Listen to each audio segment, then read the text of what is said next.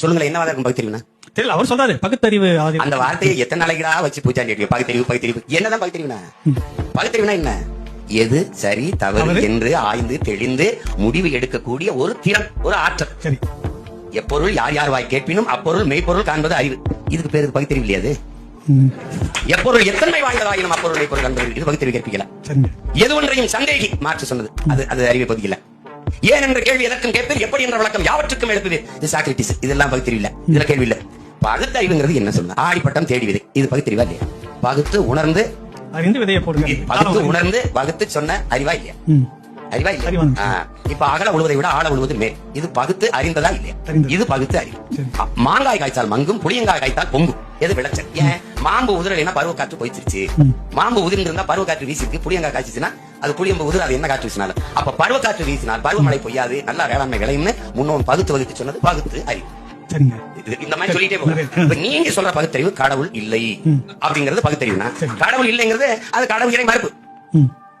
அதுதான் அறிவுனா. பள்ளிக்கூடத்துக்கு ஒருத்தன் போல, அவனை கூட்டு ஒரு மரத்தடியில் உட்கார வச்சுக்கணும். இங்க உட்காந்து சாயந்தரம் காலையில இருந்து சாயந்தரம் கடவுளை கடவுளை கடவுளை கடவுள்னு சொல்லிட்டே இரு அப்படின்னா அவனுக்கு ஒண்ணுமே தெரியாது அந்த வார்த்தையை தவிர. அவனை உட்கார வச்சு சொல்ல விடுவோம், சொல்லிக்கிட்டே இருப்பான். போறவர நல்ல பகுத்தறிவாதி, கடவுள் இல்லைங்கிறாப்ல. இதான் பகுத்தறிவுனா என்ன? இறை நம்பிக்கை இல்லாது. இறை நம்பிக்கை உள்ளவர் தான் அப்துல் கலாம். இறை நம்பிக்கை உள்ளவன் தான் உலகத்துல இவ்வளவு படைச்சிருக்க அறிவியல் ஆய்வறிஞன் போறான். அவனெல்லாம் என்ன முட்டாப்பலா? பகுத்தறிவுனா என்னன்னு ஒரு டெபினிஷன், ஒரு விளக்கம். இதாங்க பகுத்தறிவு அப்படின்னு இருக்கா? மது குடித்தால் உடலுக்கு தீமை, எல்லாருக்கும் தெரியும். மது குடித்தால் அது ஒரு விஷத்தை சிறுதான். நீங்க பகுத்தறிவு நீங்க சொல்லி வச்சதுன்னா, ஐயா பெரியார் வந்து கல்லுக்கு எதிராக போராடினாரு, மணியம்மை நாகமை எல்லாம் கூட்டு போராடினாரு. தன் தோப்புல இருந்த ஆயிரக்கணக்கான மரத்தை வெட்டி சாச்சாரு. 1000 500 5 10 அது விடுங்க. இப்ப வெட்டி சாச்சிட்டாரு. இது ஒரு அறிவார்ந்தவன் செய்யற செய்யலாம், பகுத்து அறிவுள்ளவன் செய்யற செய்யலாம். ஏன் தோப்புல கல்லறைக்கு அனுமதி இல்லை? முடிஞ்சா இல்லையா? முடிஞ்சது. அதுக்கு மரத்தை மண்டையில எனக்கு பொடுங்க, மண்டையில பொடுகு மயிரத்தான் கிடைக்கணும், தலையை வெட்டது.